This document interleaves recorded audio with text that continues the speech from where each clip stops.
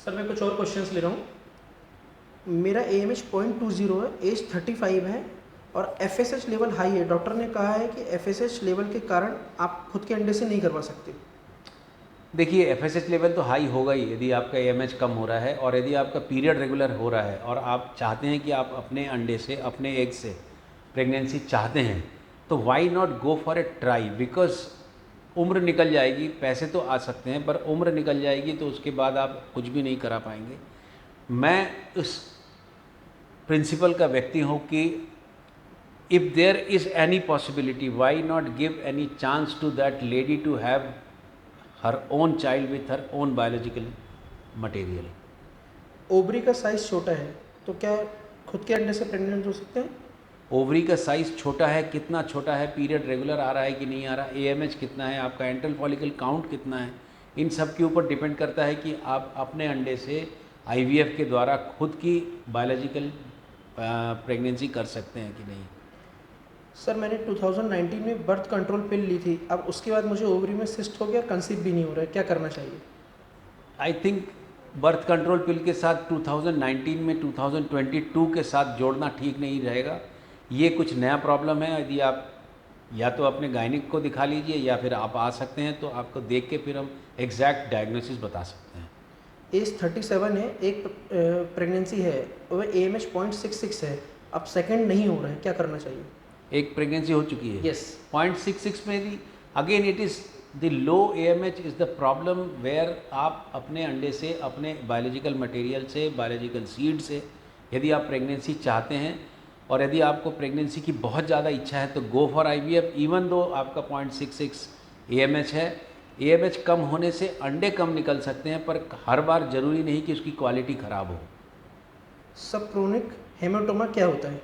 सब chorionic haematoma एक pregnancy के दौरान जो यूट्रस होता है, यूट्रस के भीतर जो कनेरी लगती है, जो प्लेसेंटा बनता है, प्लेसेंटा और यूट्रस के बीच में जो कनेक्शन होता है जिससे माँ अपने बच्चे को फीड करती है थ्रू प्लेसेंटा, उसके बीच में यदि कहीं पर ब्लड आ जाए तो उसको सब कोरियोनिक हेमेटोमा कहते हैं।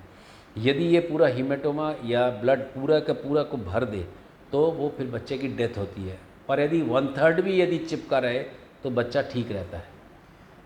मुझे 8 साल पहले एक्टोपिक प्रेगनेंसी हुई थी, एक ट्यूब निकल गई है, अब मुझे कंसीव नहीं हो रहा, क्या मुझे IVF करा लेना चाहिए? एज 32 है। आपको बिल्कुल IVF करा लेना चाहिए। यदि आपका एक ट्यूब निकल गई है, जो अच्छी थी वो निकल गई, जो ख़राब है वो वर्क नहीं कर रही, 8 साल यदि हो गए, it is too much that you should go for, आपको IVF में जाना चाहिए।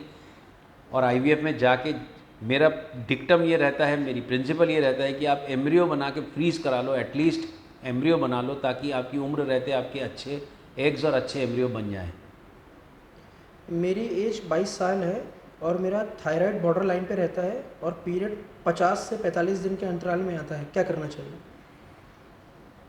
नॉर्मली 45 से 50 दिन के अंतराल में। Yes. तो आप 3 महीने का यदि एक OCP ले लो, आपका वेट यदि ज़्यादा है तो उसको कम कर लीजिए, प्रोलैक्टिन को देख लीजिए।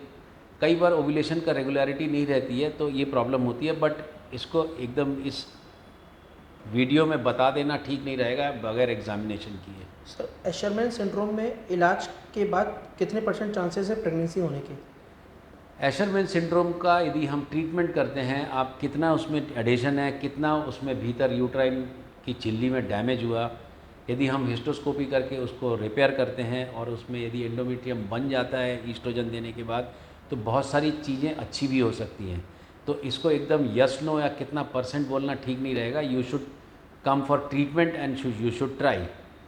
एम्ब्रियो फ्रीजिंग करवाने के इतने ज़्यादा चार्जेस क्यों लगते हैं सर? एम्ब्रियो फ्रीजिंग करना, एम्ब्रियो फ्रीजिंग करते समय एम्ब्रियो को उसके स्टेट में ऐसे रखना कि वो उसकी लाइफ मेंटेन रहे, और जब आप उसको थॉ करें, ये मतलब पुनर्जीवन तो नहीं बोलूँगा, उसको फिर से यदि गर्म करें तो उसमें जीवन वैसे ही शुरू हो जाए जैसे आपने उसको फ्रीज़ करते समय किया।